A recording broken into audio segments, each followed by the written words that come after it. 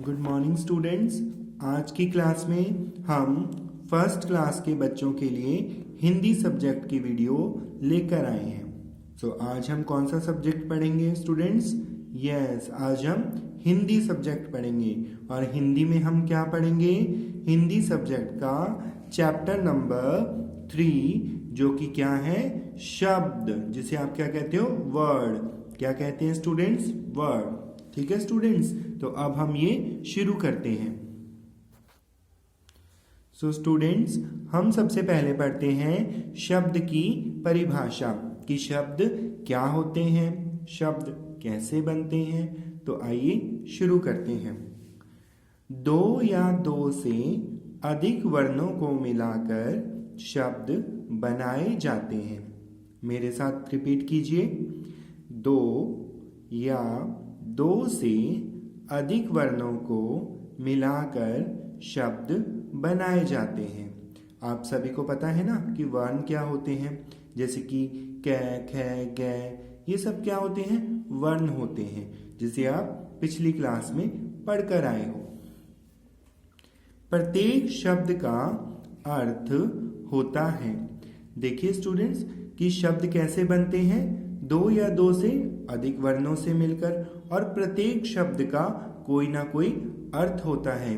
जैसे कि आप सबको पता है कि आपका जो नाम है वो भी दो या दो से अधिक वर्णों से मिलकर ही बनता है, और उसका भी कोई ना कोई अर्थ होता है।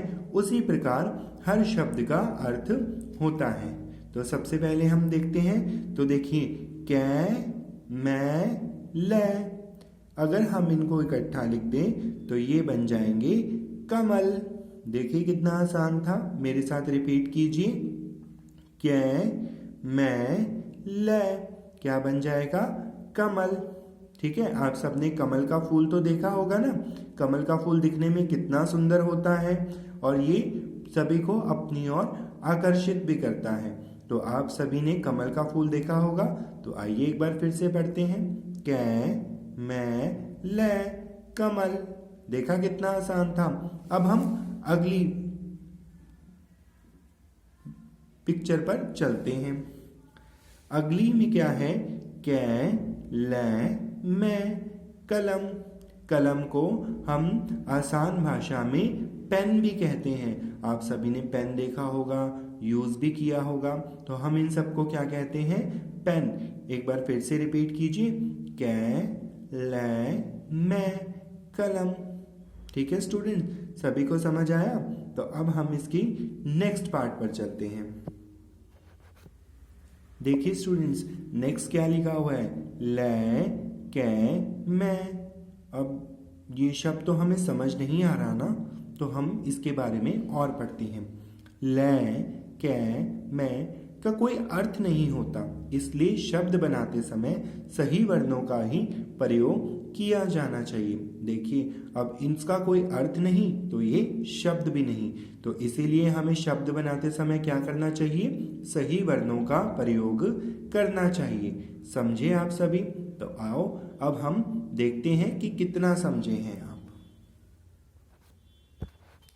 चलिए तो स्टूडेंट्स, अब ध्यान से देखिए। देखो शब्द कैसे बनते हैं। अब हमें ये देखना है कि शब्द कैसे बनते हैं। तो सबसे पहला शब्द हमारे पास क्या है? आप देखकर बताइए कि ये क्या है। बिल्कुल सही। अब हम पढ़ते हैं। ट, मा, ट, र, टमाटर।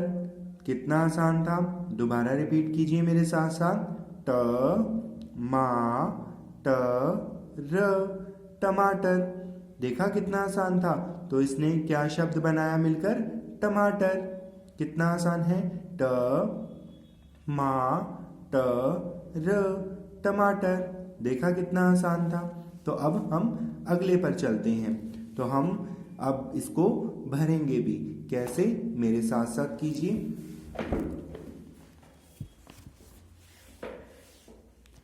देखिए स्टूडेंट्स, सबसे पहले हम यहाँ क्या लिखेंगे? ग। यहाँ क्या लिखेंगे? म। और यहाँ क्या लिखेंगे? ला। ये किसकी पिक्चर है? गमला। तो अब हम यहाँ क्या लिखेंगे? ग, म, ला गमला।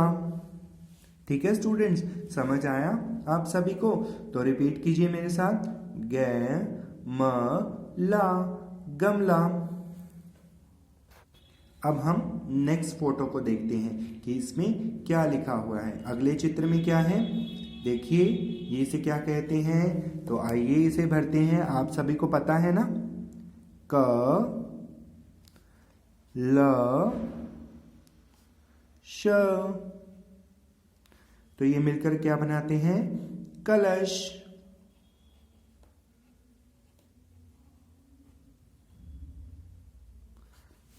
इसे दोबारा पढ़िए, क ल श, कलश। एक बार फिर से, क ल श, कलश। अब हम अगले चित्र को देखते हैं। अगले चित्र में क्या है बताइए मुझे। बिल्कुल सही, म। अब यहाँ क्या आएगा, त। यहाँ क्या आएगा, र। तो हम इसे एक साथ लिखते हैं तो क्या लिखेंगे, मटर। देखिए दोबारा पढ़ते हैं, म ट र, मटर। एक बार फिर से, म ट र, मटर।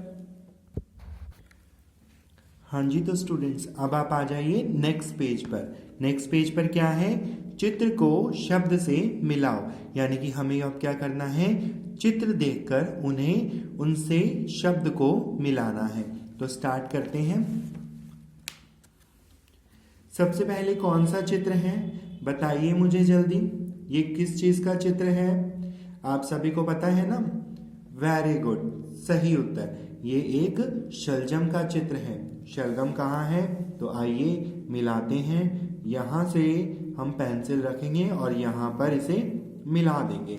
वेरी गुड, आप सभी ने सही किया। अब हम अगले चित्र को देखते हैं। अगला चित्र किसका है बताइए मुझे, जल्दी बताइए। बिल्कुल सही, ये एक घर का चित्र है। तो यहाँ से हम इसे घर के साथ मिला देते हैं। अगला चित्र किसका है बताइए, आप सभी ने इसे देखा होगा कभी ना कभी। बिल्कुल सही, ये चित्र एक मछली का है। तो अब हम इसे यहाँ से लेके मछली से मिला देते हैं। तो अब हम इस साइड के कुछ चित्रों को देखते हैं। देखिए सबसे पहले ये चित्र किसका है बताइए मुझे। आपने खाया होगा ना, और बड़े ही स्वाद से खाया होगा। किस चीज का चित्र है ये, आम का। बिल्कुल सही, तो हम इस चित्र को आम से मिला देते हैं।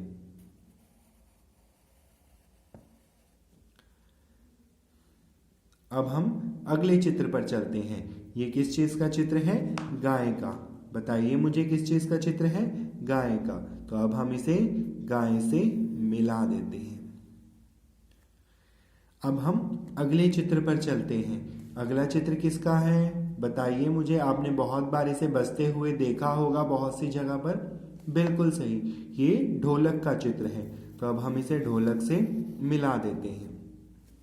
तो आपका ये सभी चित्रों का मिलान पूरा हुआ। तो स्टूडेंट्स अगले प्रश्न में हमने क्या करना है, सही शब्द चुनकर लिखो।